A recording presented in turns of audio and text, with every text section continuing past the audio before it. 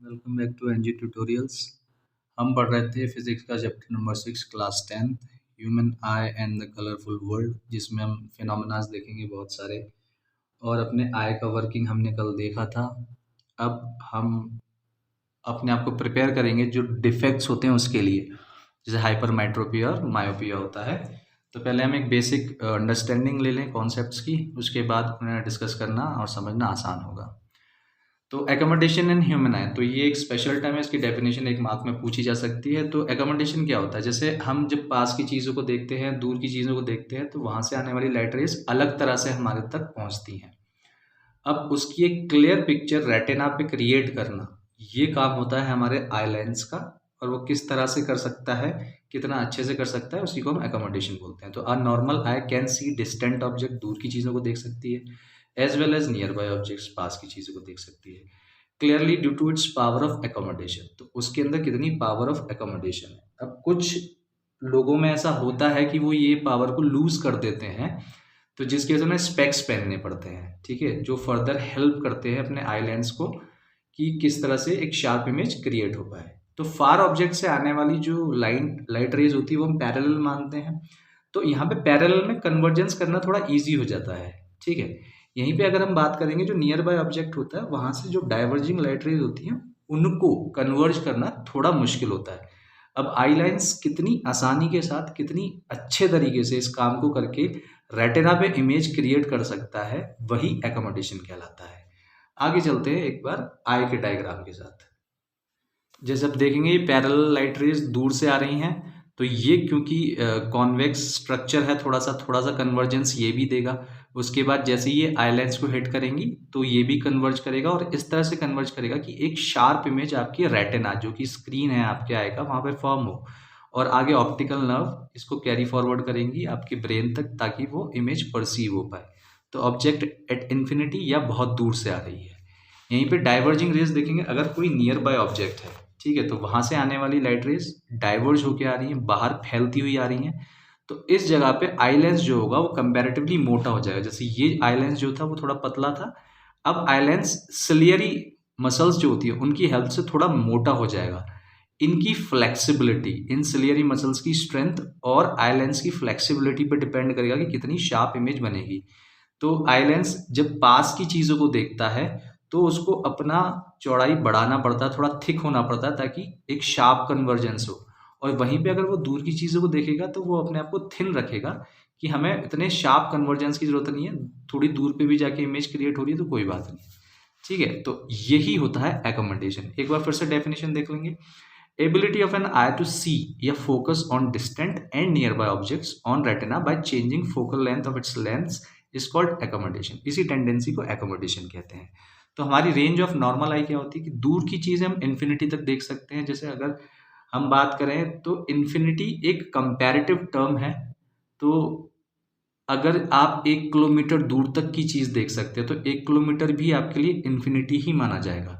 और देखने को तो आप चांद भी देख सकते हैं, ठीक है, आप दूर लिखे हुए बोर्ड्स भी देख सकते हैं, उनके ऊपर कुछ लिखा हुआ होता है वो आप पढ़ सकते हैं क्लियरली। तो वो हो गई आपके लिए इन्फिनिटी, ठीक है। और पास की चीज़ है 25 सेंटीमीटर, क्लोजेस्ट रेंज है उसके। और पास अगर आप जाएंगे, जब आप अपनी बुक को अपनी आंखों के पास लाने की कोशिश करेंगे तो आप देखेंगे कि आपको इमेज ब्लर दिखाई देने लग रही है, और आप उस पर फोकस करने की कोशिश करेंगे तो आपको आंखों में दर्द भी महसूस होगा। तो इसी को बोलते हैं हम distance of distinct vision. So the minimum distance eight which I can see clearly without strain. तो वो डिस्टेंस जहां पे आंखें क्लियरली पढ़ सकती हैं। आप बुक का ही एग्जाम्पल लेके चलिए, क्योंकि बाकी कोई चीज तो आपके इतने करीब नहीं आ पाएगी। तो वो डिस्टेंस जिस पे मिनिमम डिस्टेंस जिस पे आंखें बिना स्ट्रेन डाले या बिना दर्द फील किए क्लियरली देख सकती हैं और आप पढ़ सकते हैं बुक को, वही होता है distance of distinct vision. Far point क्या होता है? फार पॉइंट वो दूर का डिस्टेंस जहां से आप चीजों को क्लियर देख सकते हैं। जैसे होर्डिंग्स लगे होते हैं, बोर्ड्स लगे होते हैं, अब ये एडवर्टाइजमेंट के लिए ही लगे होते हैं कि लोग इन्हें देखें और पढ़ें, और वो आपकी आईज से बहुत दूर होते हैं लेकिन आप फिर भी उन्हें पढ़ पाते हैं। तो वही हो गया आपका फारदेस्ट पॉइंट, और उसे हम कंसिडर कर लेते हैं इन्फिनिटी, कि बहुत दूर की चीजों को भी आप क्लियरली देख सकते हैं।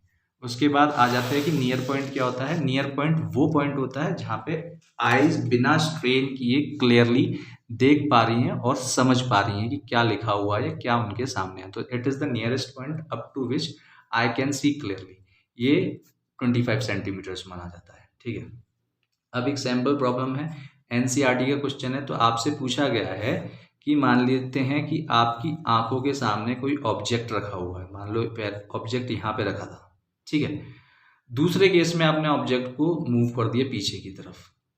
तो इस केस में जो ऑब्जेक्ट डिस्टेंस है उसे तो हम यू मानते हैं। तो वो क्वेश्चन बोल रहा है कि यू में अगर हम कोई चेंज लेके आते हैं, ठीक है, ऑब्जेक्ट डिस्टेंस में आई से, आई के कंपैरिजन में अगर ऑब्जेक्ट डिस्टेंस में हम कोई चेंज लेके आते हैं तो वी इमेज डिस्टेंस पे कोई फर्क पड़ेगा। तो आपको पता है कि जो इमेज फॉर्मेशन है वो रेटिना पे ही होना है और ये डिस्टेंस तो फिक्स है। भगवान जी ने जितनी बड़ी आपकी आई बॉल बना दी है, इसका तो आप कुछ नहीं कर सकते। अगर पास की कोई चीज़ होगी तो ये लेंस अपने आप को बहुत मोटा कर लेगा और वो इमेज क्रिएशन यहीं करेगा। अगर दूर की कोई चीज़ होगी, दूसरा एक डायग्राम ले लेते हैं, अगर कोई दूर की चीज़ होगी तो वहाँ से आने वाली लाइट रेज को हम पैरेलल अज्यूम करते हैं और वो लेंस अपने आप को पतला कर लेगा और फिर भी फोकस वो रेटिना पे करेगा। अगर आप देखें तो आई लेंस और रेटिना के बीच का डिस्टेंस तो हम चेंज ही नहीं कर सकते ना। ये तो हमारी क्या कहते हैं पहुंच के बाहर है या हमारे सामर्थ्य के बाहर है कि हम आई लेंस और रेटिना का डिस्टेंस चेंज कर पाए।